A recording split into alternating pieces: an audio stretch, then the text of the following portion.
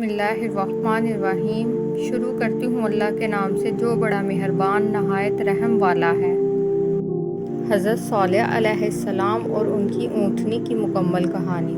حضرت صالح علیہ السلام اور ان کی اونٹنی کا واقعہ قرآن مجید میں کئی بار بیان ہوا ہے اور یہ واقعہ عبرت، موعظہ، نافرمانی اور اللہ کے عذاب پر مشتمل ایک مکمل اور سبق آموز کہانی ہے۔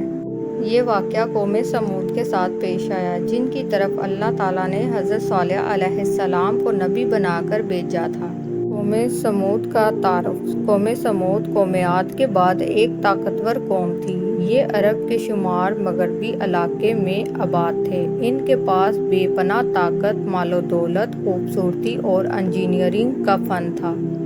وہ پہاڑوں کو تراش کر عالیشان گھر بناتے تھے جیسا کہ قرآن مجید میں ذکر ہے، اور تم پہاڑوں کو تراش کر غرور کے ساتھ گھر بناتے ہو۔ یہ قوم بتوں کی پوجا کرتی تھی اور اللہ تعالیٰ کو نہیں مانتی تھی۔ حضرت صالح علیہ السلام کی بعثت۔ اللہ تعالیٰ نے انہیں ہدایت دینے کے لیے حضرت صالح علیہ السلام کو نبی بنا کر بھیجا۔ حضرت صالح علیہ السلام نے فرمایا، اے میری قوم، صرف اللہ کی عبادت کرو، اس کے سوا تمہارا کوئی معبود نہیں۔ انہوں نے قوم کو توحید، نیکی اور آخرت کی یاد دہانی کروائی، مگر قوم نے انکار کیا اور کہا، اے صالح، تم تو پہلے ہمارے درمیان معزز اور عقل مند تھے، اب تم ہمیں ہمارے معبودوں سے روکتے ہو۔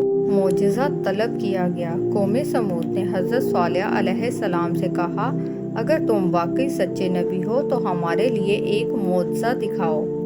انہوں نے خاص طور پر یہ کہا، اس پہاڑ کی چٹان سے ہمارے سامنے ایک بڑی گابن اونٹنی نکال کر دکھاؤ جو فوراً بچہ دے اور ہر دن پانی پیے۔ حضرت صالح علیہ السلام نے فرمایا، اگر میں یہ معجزہ اللہ کے حکم سے دکھا دوں تو کیا تم ایمان لاؤ گے؟ انہوں نے وعدہ کیا مگر دلوں میں انکار چھپائے رکھا۔ اللہ کی اونٹنی کا ظہور ہوا۔ اللہ تعالیٰ نے حضرت صالح علیہ السلام کی دعا قبول کی، پہاڑ کی چٹان پھٹی اور ایک عظیم اونٹنی باہر نکلی، بالکل ویسی جیسی انہوں نے مانگی تھی۔ یہ اونٹنی بہت بڑی اور خوبصورت تھی، معجزاتی انداز میں چٹان سے نکلی، روزانہ پورے قبیلے کا ایک دن کا پانی پیتی تھی اور دوسرے دن لوگوں کو پانی استعمال کرنے دیا جاتا تھا۔ حضرت صالح علیہ السلام نے فرمایا، یہ اللہ کی اونٹنی ہے، تمہارے لیے ایک نشانی ہے۔ حضرت صالح علیہ السلام نے ان کو خبردار کیا، اس اونٹنی کو کوئی نقصان نہ پہنچانا ورنہ تم پر عذاب آ جائے گا۔ نافرمانی اور قتل ناکہ۔ شروع میں کچھ لوگوں نے ڈر کے مارے اونٹنی کو نقصان نہیں پہنچایا، مگر قوم کے سردار اور بڑے لوگ اس اونٹنی سے تنگ آ گئے۔ انہوں نے کہا، یہ ہماری نہروں کا آدھا پانی پی جاتی ہے، یہ جیتی جاگتی نشانی ہمیں پریشان کر رہی ہے، اگر ہم نے صالح کی اونٹنی کو نہ روکا تو ہم پر اس کا اثر بڑھتا جائے گا۔ چنانچہ انہوں نے سازش کی، ایک عورت نے انعام رکھا، اونٹنی کو مارنے کے لیے دو بدبخت افراد نے آگے بڑھ کر اونٹنی کو پہلے زخمی کیا پھر قتل کر دیا۔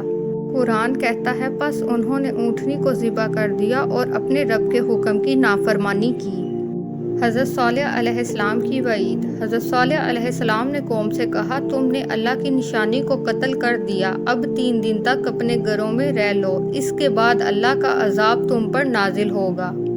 عذاب الہی۔ 3 دن گزرے، پہلے دن ان کے چہرے کا رنگ زرد ہوا، دوسرے دن سرخ، تیسرے دن کالا ہو گیا، چوتھے دن زوردار زلزلہ آیا، ایک ہولناک چیز نے پوری بستی کو ہلا دیا، پوری قوم تباہ اور برباد ہو گئی، ان کے محلات اور پہاڑی گھر ان پر زمین بوس ہو گئے۔ قرآن کہتا ہے کہ پس ان کو زوردار چیز نے پکڑ لیا تو وہ اپنے گھروں میں اوندے پڑے رہ گئے۔ حضرت صالح علیہ السلام کا غم۔ حضرت صالح علیہ السلام نے ان سے کہا، اے میری قوم، میں نے تمہیں اپنے رب کا پیغام پہنچا دیا اور تمہیں نصیحت کی، لیکن تم نصیحت کرنے والوں کو پسند نہیں کرتے تھے۔ پھر حضرت صالح علیہ السلام نے وہاں سے ہجرت کر لی۔ نتیجہ اور سبق۔ اللہ کے نبیوں کا انکار اور معجزات کی توہین انسان کو ہلاکت میں ڈال دیتی ہے۔ اللہ کی نشانیوں کی بے ادبی عذاب کو دعوت دیتی ہے۔